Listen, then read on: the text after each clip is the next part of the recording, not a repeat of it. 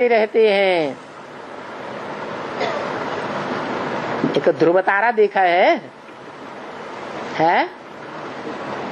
सारे सितारे ग्रह उपग्रह किसका चक्कर काटते हैं?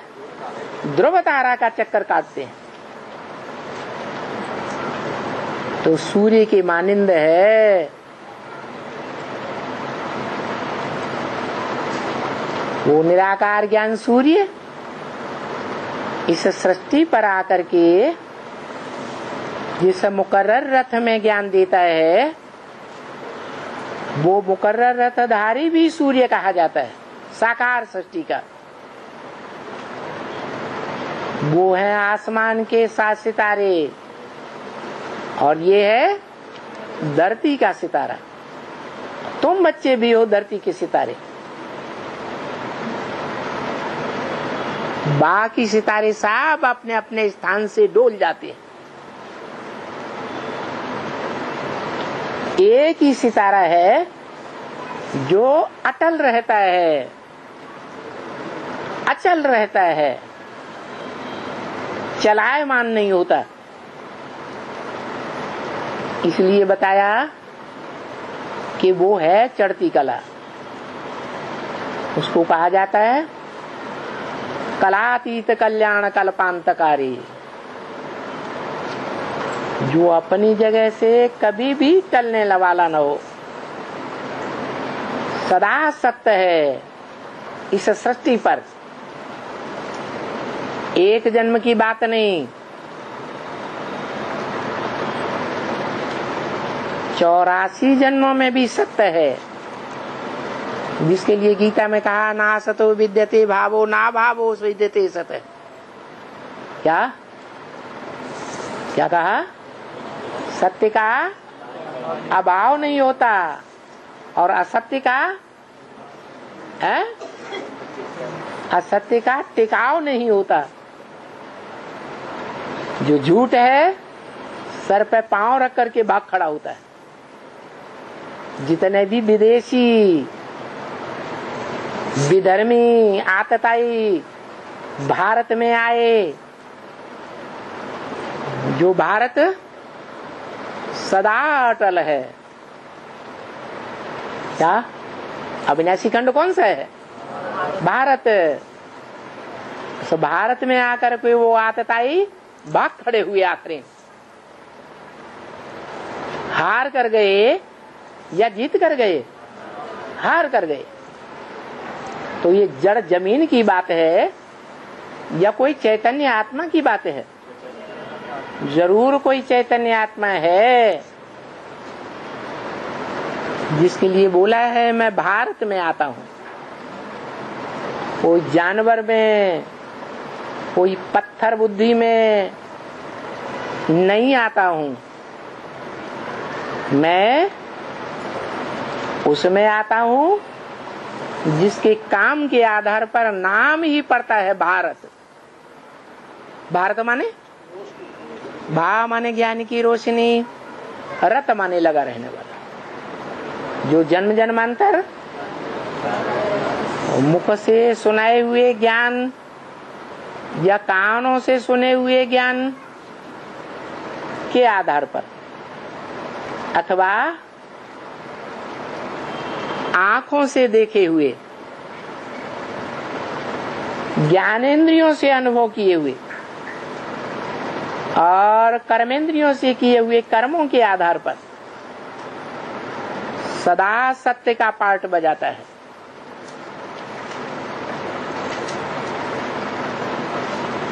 जो सत्य सदैव अडिग रहता है,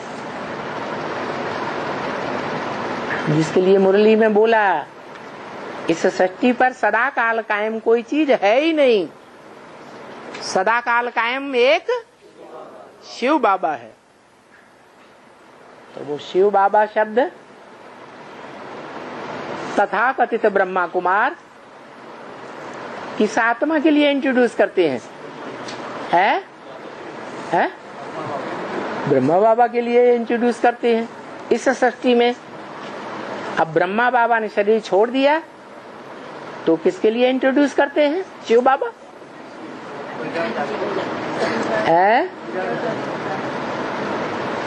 गुलजार दादी में शिव को समझते हैं लेकिन झूठ समझते हैं या सत्य समझते हैं? क्यों? क्योंकि मुरली में तो बोला हुआ है मैं सूक्ष्म वतनवासी ब्रह्मा में आता ही नहीं हूं, मैं तो साकार सृष्टि में साकार पतितम मनुष्य के तन में आता हूं। तो गुलजार दादी में आप जाना तो साबित ही नहीं होता। तो वो ब्रह्मा कुमार कुमारियां समझते हैं शिव बाबा कहने से या तो ब्रह्मा को समझ लेते हैं साकार में, गीता का भगवान भले मुख से कहते हैं गीता का भगवान कृष्ण नहीं है, फिर भी साबित क्या करते हैं? गीता का भगवान कौन सी आत्मा? सतयुग में कृष्ण का जन्म लेने वाली आत्मा। जो भक्ति मार्ग में भी कहते हैं हे कृष्ण नारायण वासुदेव, वो ही कृष्ण है, वो ही नारायण है, वो उसको भगवान समझ लेते हैं। या तो शिव बाबा कहते हैं तो निराकार शिव को, जिसकी बिंदी का ही नाम शिव है, शरीर का नाम होता ही नहीं, उसको शिव बाबा समझ लेते हैं। लेकिन मुरली में तो डेफिनेशन बताई दी, बाबा किसे कहा जाता है? साकार और निराकार के मेल को बाबा कहा जाता है। तो जो शिव बाबा है वो तो भारत के लिए, चैतन्य आत्मा के लिए इंट्रोड्यूस किया है।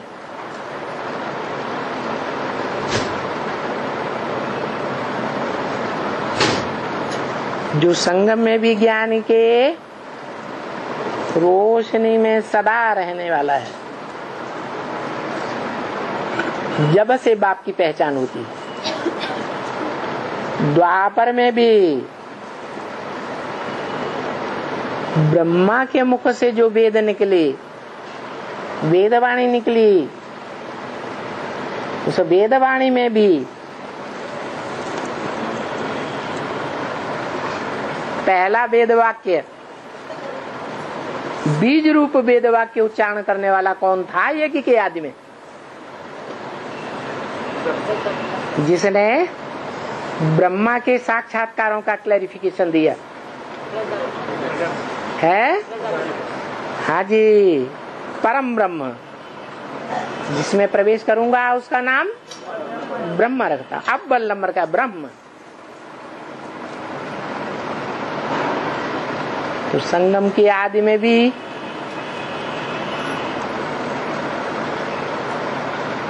ज्ञान का भंडार बीज रूप में देने वाला वो ही ब्रह्मा, जो विष्णु की चार भुजाओं के साथ उन भुजाओं को चलाने वाला ऊपर वाला होता है कि नीचे वाला? ऊपर वाला है। ब्रह्मा सो विष्णु बनता है। तो वो ही बाप मनुष्य सृष्टि में आकर बच्चों को स्वर्ग का वर्षा देने वाला बाप है। उस बाप को जानो और वर्षा लो। उसी पतित पावन को तुम याद करते हो। इसको, जिसके लिए गीता में कहा है अव्यक्त मूर्ति ना। कैसी मूर्ति है? अव्यक्त भी है, माने निराकारी बीज रूप स्टेज में टिकी हुई भी है, और मूर्ति भी है। मूर्ति माने मूर्त रूप, साकार रूप। तो वो कौन है?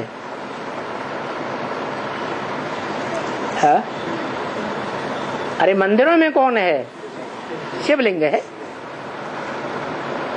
उस बाप से तुम वर्षा लो, वो ही पतित पावन है। पतितों को पावन बनाने वाला है। वो तब ही पावन बना सकता है जब खुद पतित से, प्रजापिता पतित से क्या बने? पावन बने, संपन्न बने। और वो संपन्न बनता है तो कैसे बनता है?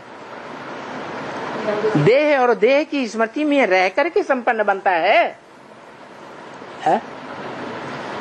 देह और देह की स्मृति और देह की इंद्रियों की स्मृति में रह करके संग का रंग लगाता है? कैसे लगाता है? देह की स्मृति में नहीं रहता, देह की इंद्रियों की भी स्मृति में नहीं रहता, और देह की इंद्रियों से जो रस प्राप्त होता है, सुख दुख मिलता है, उस सुख दुख की प्राप्ति में भी, अनुभव में नहीं रहता है। उसकी यादगार है शिवलिंग। प्रवृत्ति मार्ग वाला है या निवृत्ति मार्ग वाला है? पक्का प्रवृत्ति मार्ग वाला है, 100% प्रवृत्ति मार्ग वाला। तो जो स्वयं संग के रंग में ना आए, प्रभावित न हो, किसी के संग के रंग से प्रभावित न हो, संग में रहे तो, लेकिन संग के रंग से प्रभावित न हो, तो उसको कहा जाता है पतित पावन। जो भी धर्म पिताएं आए वो देवानी थे, आत्माभिमानी थे। वो देवानी क्यों रहे? देवात्मा आत्माभिमानी क्यों बन गई? क्योंकि देवात्माओं ने भगवान का ज्ञान लिया और तदनुसार जीवन में धारण किया, लेकिन उन देह अभिमानी आत्माओं ने ज्ञान को धारण नहीं किया टाइम पर। जब बहुत विनाश काल में शोरगुल हो, हल्ला दुनिया में हो जाता है, तब मजबूरी में आकर के वो याद करते हैं। किसको? है बल 63 जन्म कहते रहे हों कि आत्मा निराकार, आत्माओं का बाप, गॉड फादर भी निराकार, लेकिन वो तो जानते ही नहीं। जो बोलते तो हैं अल्लाह मियाँ ने ये फरमाया, अल्लाह मियाँ ने वो फरमाया। अरे फरमाया क्या? आसमान से आवाज आई? मुख से ही फरमाएंगे ना, तो किसी मुख का आधार लेना पड़े ना। इस बात को जानते ही नहीं, जानते हुए भी मानते ही नहीं। फिर जब जोर से विनाश की लीला चालू होती है इस सृष्टि पर, डंका बजता है चारों ओर एटम बमों का, तब नंबरवार उनकी बुद्धि में बैठता है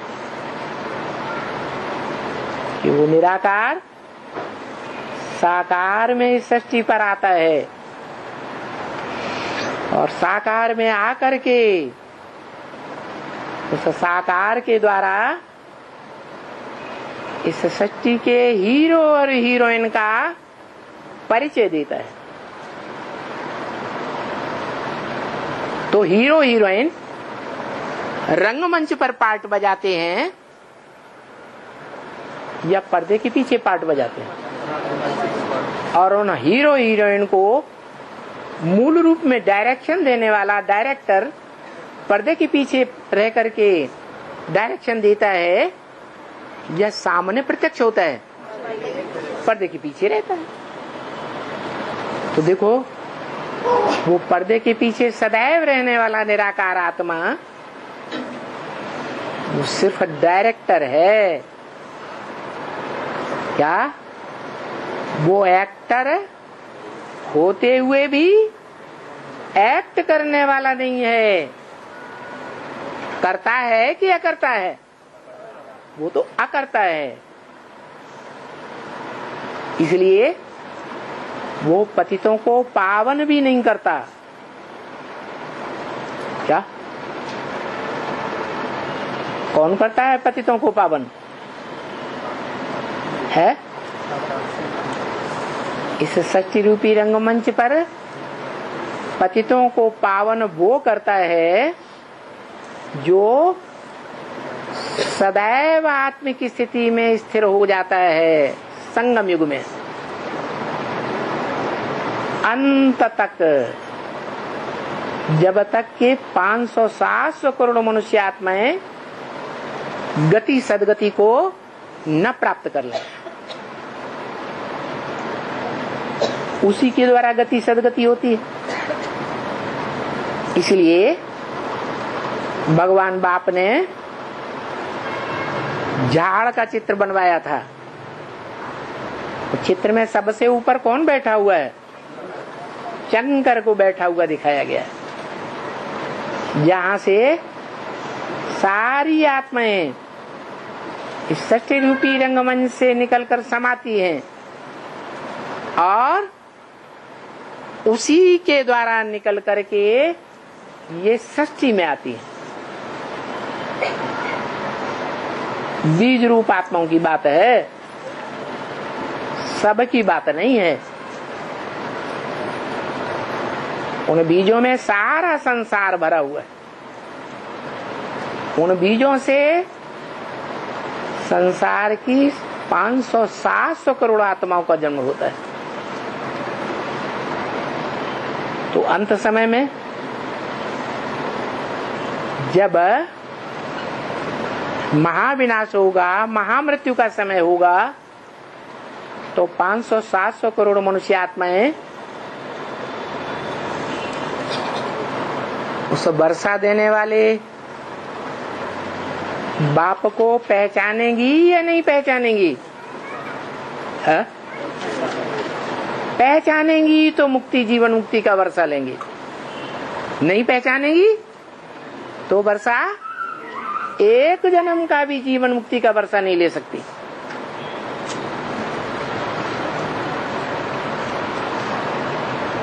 तो किसकी याद में शरीर छोड़ती है? निराकार की याद में है। हाँ, उसी साकार को पहचानती है। निराकार तो उन्हें याद आता ही नहीं। निराकार को याद करना सहज होता है या साकार को याद करना सहज होता है? ज्यादा जन्म किसके साथ रहे? साकार के साथ जीवन बिताया, साकारों से संबंध निभाया। तो आदत कैसी पड़ी हुई है जन्म जन्मांतर की, साकार को याद करने की। तो अंत समय में इस सृष्टि की 500-700 करोड़ आत्माएं, चाहे नास्तिक ही क्यों न हो,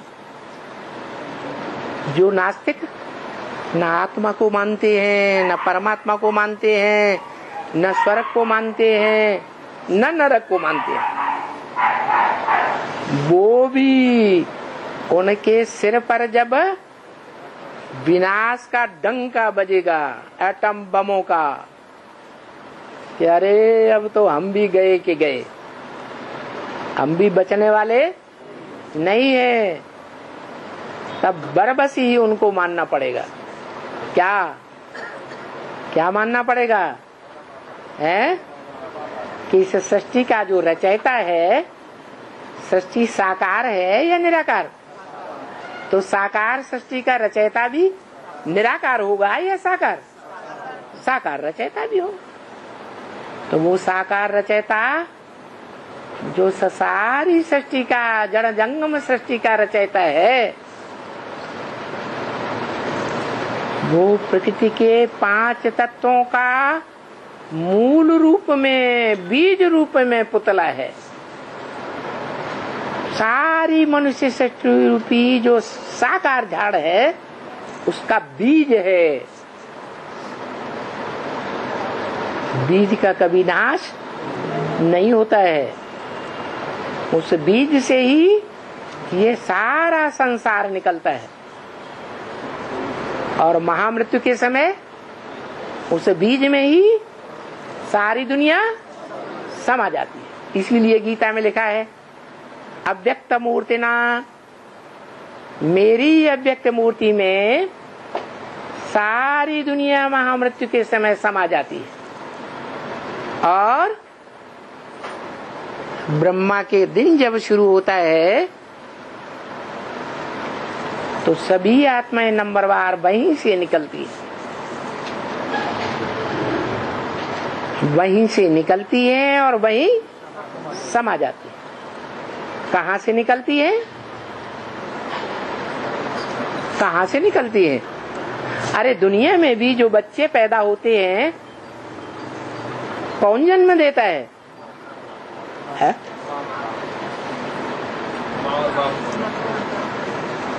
कोई कहता है माँ जन्म देती है, कोई कहता है बाप जन्म देता है, कोई कहता है माँ बाप दोनों जन्म देते हैं। अरे आता कहाँ से है? माता में भी बच्चा कहाँ से आता है? बाप से आता है ना। तो एक रचयिता हुआ या अनेक रचयिता हुए सृष्टि के? एक ही रचयिता है और साकार सृष्टि का साकार रचयिता है। वो साकार रचयिता जब स्वयं संपूर्ण सतो प्रधान बनता है, संपन्न बनता है, तो संपन्न सृष्टि की रचना करता है। वो जब रजो प्रधान बनता है तो सारी सृष्टि रजो प्रधान बनती है। वो जब तमो प्रधान बनता है तो सारी सृष्टि तमो प्रधान बनती है। एक के पतित बनने से सब पतित बन जाते हैं। क्या बोला मुरली में? एक के पावन बनने से सब पावन बन जाते हैं।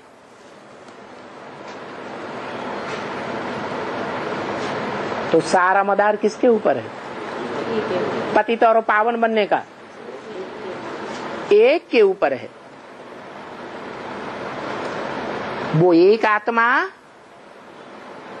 सिर्फ निराकार नहीं है, क्या है? निराकारी सो साकारी है। इसलिए तुलसीदास ने कहा सगुण ही अगुण ही नहीं कछु भेदा, उभय हरे भव संभव खेदा। सगुण और निर्गुण भगवान दोनों में कोई अंतर नहीं है। क्यों? क्यों अंतर नहीं है? जो सगुण है वो ही निराकार बनता है, और जब वो निराकार बनता है शिव समान, फिर वो ही सृष्टि का सत्व प्रधान रूप धारण करता है, जिससे सात्विक सृष्टि की शुरुआत होती है।